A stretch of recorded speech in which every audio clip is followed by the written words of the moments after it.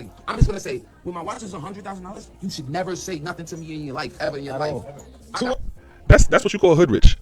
He got a house on his wrist when he could have a house in an account earning interest. That watch may or may not be appreciating, but it's not as though he bought it in a different country and wanted to bring it back to the States to change the currency on it. You know what I mean? It's just sitting on his wrist. It's not making him any money. Now, yeah, it may make him money intrinsically, implicitly. You know what I'm saying? When people see, wow, that's a shiny watch, you must have money. I'll do business with you. Yeah, okay, it makes money that way, but it's not really appreciating in any kind of way. I may stand corrected, but who knows? But this is ignorant nigga rapper shit. You know what I'm saying? Like this is what black people have fought to climb out of, that we fighting to climb back into. You know what I'm saying? He's bragging about $100,000 watch on his arm when he could have it in something else, accruing interest, or growing in value. I mean, I hope that watch grows in value. You know what I'm saying? Like I hope you can give it to your children if he has children. More than likely he does, because we know how street niggas move. You know what I'm saying? Like let me stop. I'm being bad. I'm being bad. I'm being terrible. Nah. But I mean, I'm just tired of the nigga shit, man. I'm really just tired of it. It's just whack to me, and you know what I'm saying? Like we celebrate, the black community celebrates ignorance way too much, and you know what I'm saying? It just needs to stop. Point blank period. He has no like classic hit single that anybody that gets like tons and tons of streams and nothing like that. Not to my knowledge, you know what I mean? So yeah, you was in the streets, you was doing what you was doing, and now you blew up in your rap career and you got a little bread. You know what I mean? I'm pretty sure he's still making money in hip hop. You know what I mean? But I'm pretty sure it's not the same amount that he was getting before. And that's the thing about being an entertainer. There's a lot of ebbs and flows, and you gotta roll with it. And the sad thing about being a rapper is you gotta do a lot of keeping up with the Joneses, because the first thing people gonna do is call you broke. You know what I'm saying? Like the hip hop community is like, you know what I'm saying, that materialistic girlfriend. You know what I'm saying? When the money rolling in, she with you. Ooh, shopping sprees. Yes. Count it up. Put it in. Throw it in a bag. Yes. But then when shit slow down and when shit dry up, she looking at you like, this is broke ass nigga. Like, what the fuck? You know what I'm saying? She turns on you because, you know what I'm saying, she wasn't there for you. When you up, she up. You know what I'm saying? When you down, she gone. It is what it is. It's the nature of the game. Following Supreme Court rule. What in the world is DEI? Is this the new phrase, the new acronym for affirmative action? Like, what is that? What is DEI? First of all, what does DEI stand for? Hold on. We need to get the Googles into that. Let's see what DEI stands for. Diversity, equity, and inclusion. Oh my God. I'm assuming this is from the whole George Floyd fiasco. When back in the summer of 2020, when we were all locked in the houses, and the consciousness was shifting, and in the middle of that shift and that growing pain, we were still letting go of our emotionalism, and that's when all the riots started kicking up over George Floyd.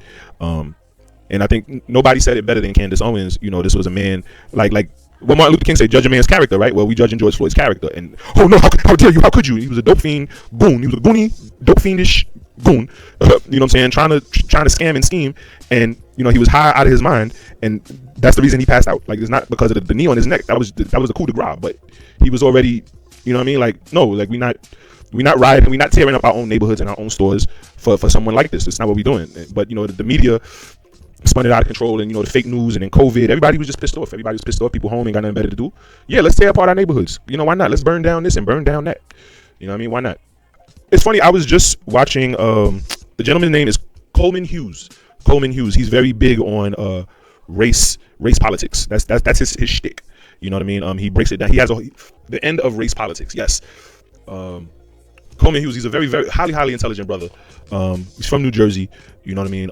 And he breaks down a lot of these sacred cows on race politics, pretty much, and how we're kind of more racism, the whole civil rights era, and the race sensitivity in the media has given us a bias towards black people and a bias against white people, as if white people have the patent on racism, whereas a lot of the discrimination that goes on is not necessarily on race, it's really on class, and but we kind of drink the racism Kool-Aid, per se. This is kind of what he was getting at. Don't quote me, it's not the gist of it, but this is just my take, what I'm getting from his talks and all. We drink a lot of the racism Kool-Aid, and we think that, well, just because this person has this particular skin color, then that's the way they are, when that's not necessarily the case. There's so many more external factors, there's so many more economic and geo whatever circumstances that contribute to a person being the way they are, whether they're good or bad, whether they're dumb or smart, whether they're so on and so forth, whether they're productive in an economy or destructive in an economy, right?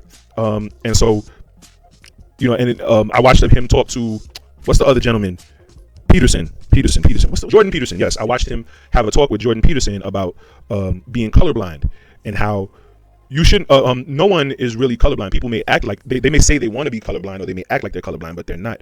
It's just overlooking your color, you're overlooking a person's color to judge their character, and that's the pure definition of being colorblind, as opposed to just acting like you don't have prejudices and biases on another person because of their ethnicity and their skin color, right? Take their ethnicity and their skin color into account along with all of the other factors, and you have a balanced approach to who this person may be, and that's what being colorblind should be. You know what I mean? It's a very, very intelligent gentleman, and I'm gonna get the book. The End of Race Politics by Coleman Hughes. Great talk, great gentleman, and I hope that he goes as far as his message needs to go. You know what I mean? Shout outs to Coleman Hughes.